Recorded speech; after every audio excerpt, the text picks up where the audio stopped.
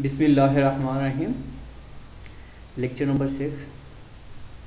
Chapter is the data of macroeconomics. And our learning objectives are real GDP versus nominal GDP. We will define real GDP and nominal GDP. GDP deflator, measures of GDP, components of expenditure. So the first thing is that what is nominal GDP?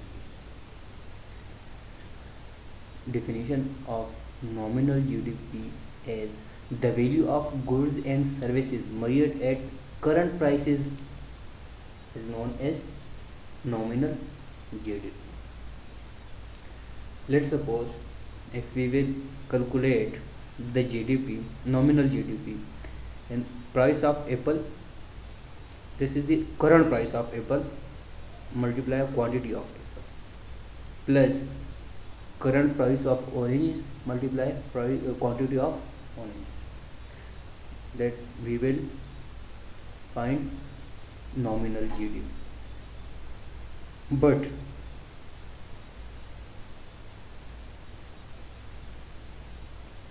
it is easy to see that GDP computed this way is not a good way of economic well-being. That is, this measure doesn't accurately reflect how well the economy can satisfy the demand of households, firms, and the government. Let's suppose if all prices doubled without any change in quantities, nominal GDP would also be doubled. Yet it would be misleading to say that the economy's ability to satisfy demand has doubled because the quantity of every good produced remain the same. So the next we will define the real GDP.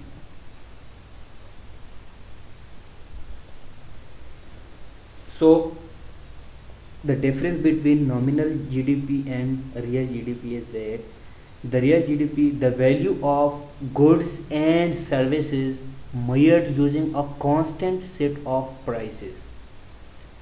Let's suppose in this base year prices, real GDP of 2011 we will discuss here, but first we will talk about real GDP. That this is real GDP when we use the constant or base year prices.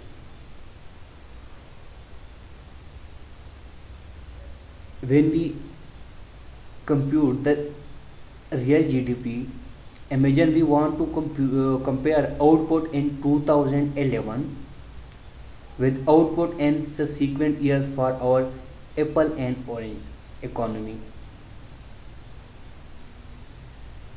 We could begin by choosing a set of prices called base year prices. What is base year prices? Choosing a set of prices such as the prices that prevailed in 2011. In this numerical we will discuss the prices of 2011, which will be the base year. Goods and services are then added up using these base year prices to value the different goods in each year. Real GDP for 2011 would be, in bracket we will see the 2011 price of apples multiplied by 2011 quantity of apple plus 2011 price of oranges multiplied 2000 quantity of oranges. We will calculate the real GDP.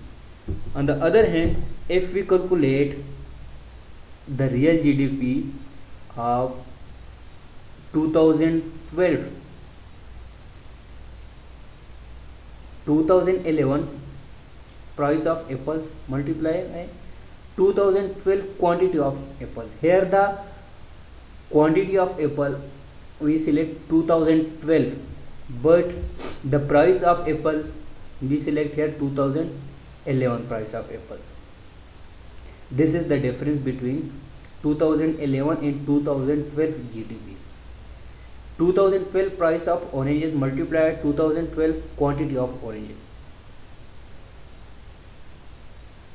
In this way we will calculate the real GDP, and similarly we can calculate the GDP of 2013. Real GDP equal to 2000 price of apple. Why we select the price of 2011? Because it is the base year. 2008 price of apple multiplied by 2013 quantity of apple plus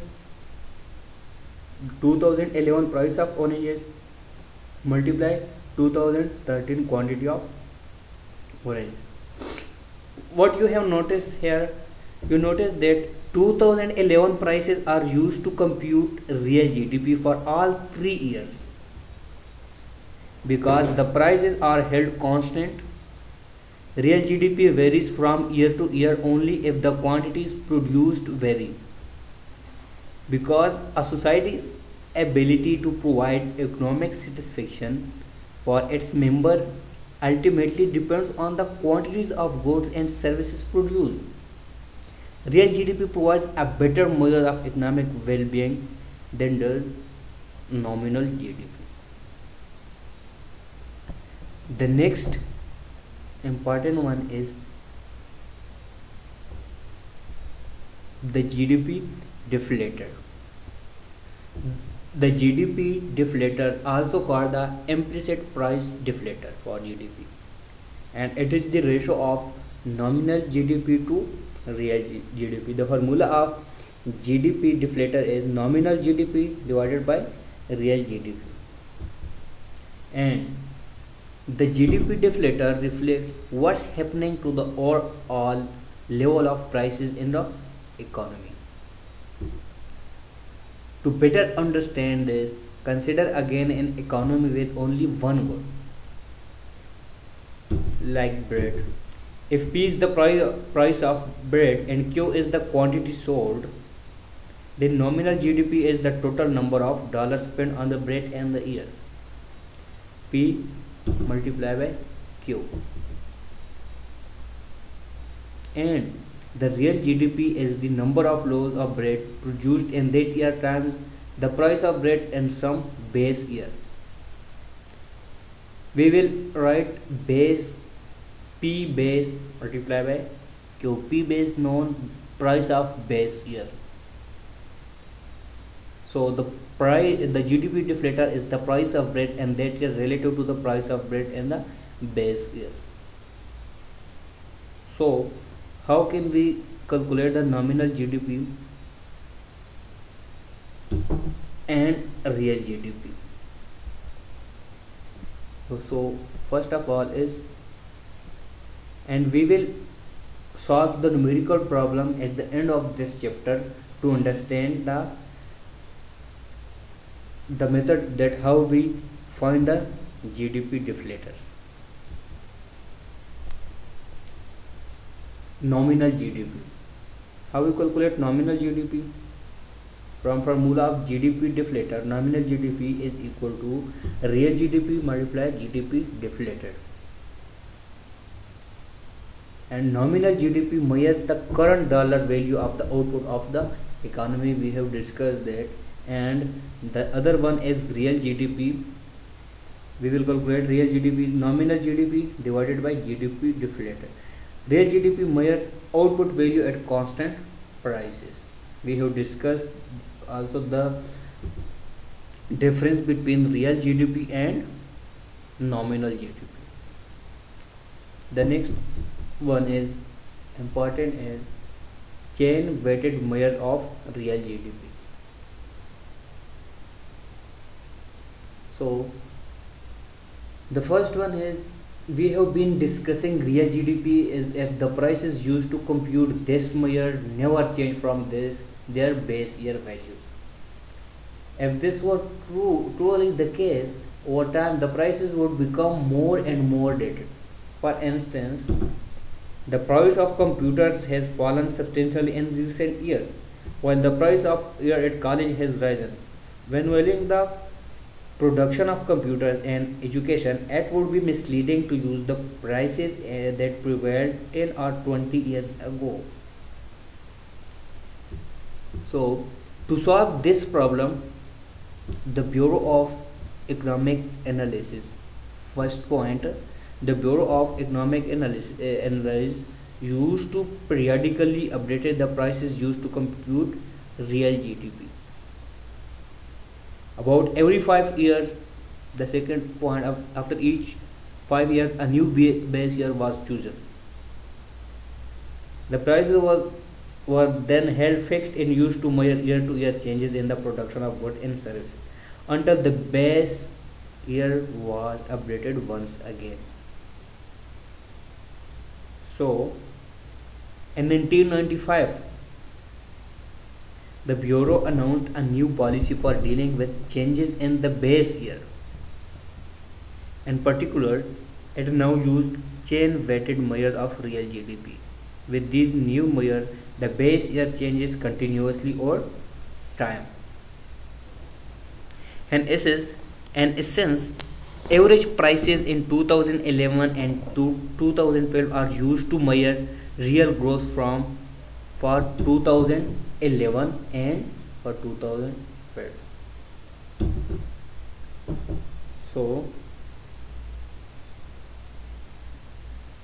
and we will solve the numerical problem at the end of this chapter, and in our next session we will cover the numerical problem of all the concept we have discussed in this lecture.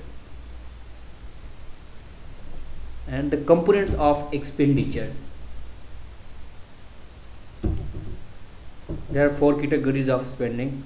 So, economist and policymaker care not only about the economy's total output of goods and services, but also about the allocation of this output among alternative users. The national income accounts divide GDP into four broad categories of spending.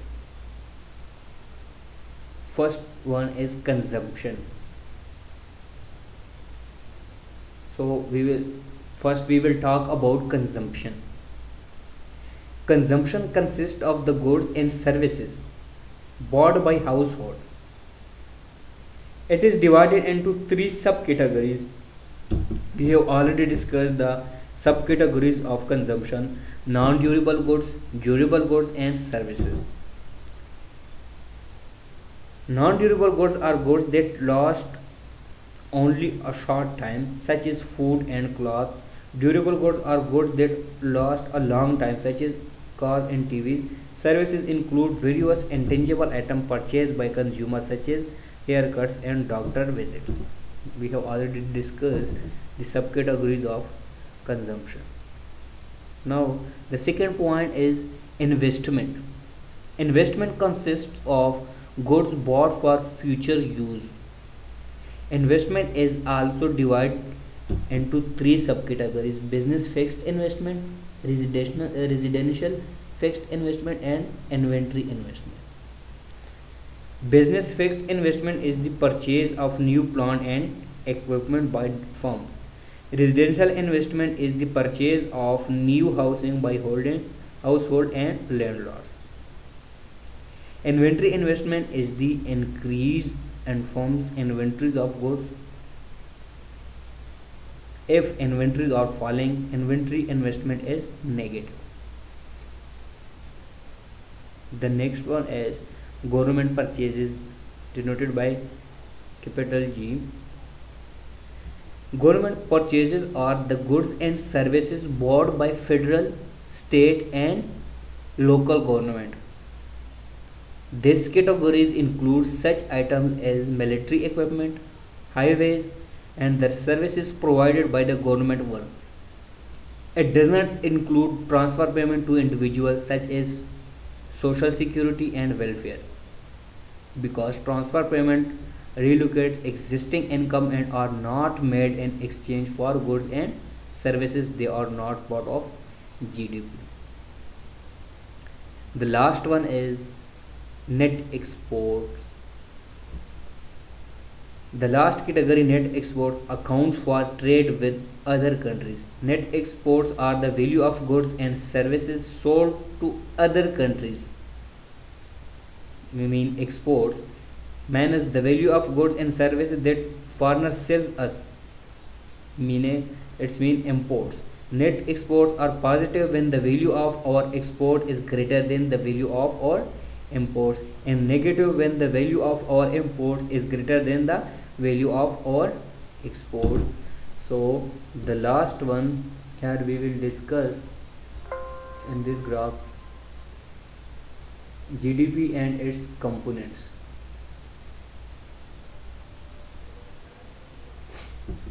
The gross domestic product, the first one, total billions of dollars and per person dollar.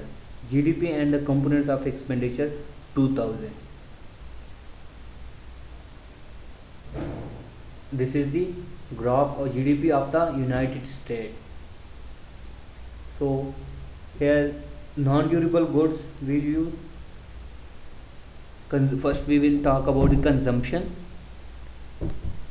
investment, government purchases and net export. The values are given here.